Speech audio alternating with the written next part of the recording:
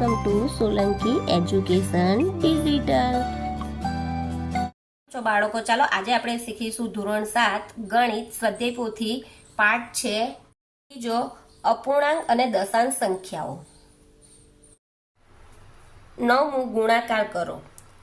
પહેલો દાખલો 3/4 ગુણ્યા 12. હવે અહીંયા કશું નથી તો આપણે જો અહીંયા છે તો અહીંયા જ ડાયરેક્ટ કરી દઈએ 12.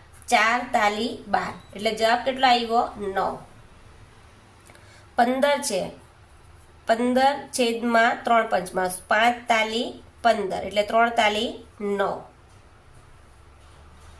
અહીંયા મિશ્રણ છે તો આપણે પૂર્ણાંક બનાવીશું 10 દુ 20. 20 ને કેટલા આવશે? 20 ને 3 23 એટલે 23 ને અહીંયા 20 ગુણ્યા, તો આ એક મીંડું ગયું, આ એક મીંડું ગયું, 2 ગુણ્યા 23, 2 તાલી 6 અને 2 2 4 એટલે 46.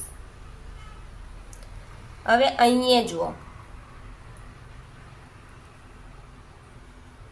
2/3 ગુણ્યા 15/22 તો 11 દુ 22, 11 દુ 22, 3 5 15 એટલે આપણો જવાબ શું આવશે? 5/11.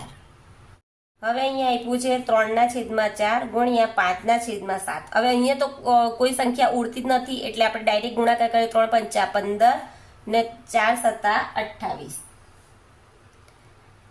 અહીંયા જુઓ 6/25, 5/9. હવે અહીંયા ઉડે છે 3, 3 દુ 6 ને 3 તાલી 9 એટલે આ 3 ગયા, આ 3 ગયા. 25 છે તો 5 5 25 એટલે ઉપર કેટલા બચ્યા? 2 ને 5 ને 3 છે એટલે 5 તાલી 15 એટલે 2/15. હવે જુઓ કે 9/14 ગુણ્યા 35/18 તો અહીંયા ઉડે છે 9 દુ 18, અહીંયા 7 દુ 14 ને અહીંયા 7 5 35 એટલે આ 7 ગયા, આ 7 ગયા.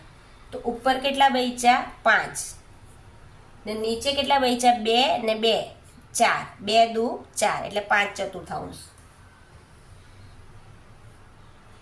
છે 8મો દાખલો કે અહીંયા જુઓ કે અહીંયા મિશ્રણ અપૂર્ણાંક છે તો આપણે પૂર્ણાંક બનાવીશું 11 તાલી 33 ને 1 34/11 ગુણ્યા 17 × 17, 17 ને 5 22/17. હવે અહીંયા પણ ઉડે જ છે તો આપણે ઉડાવીશું 17 દુ 34 ને 11 દુ 22 એટલે જવાબ કેટલો આવ્યો? 4.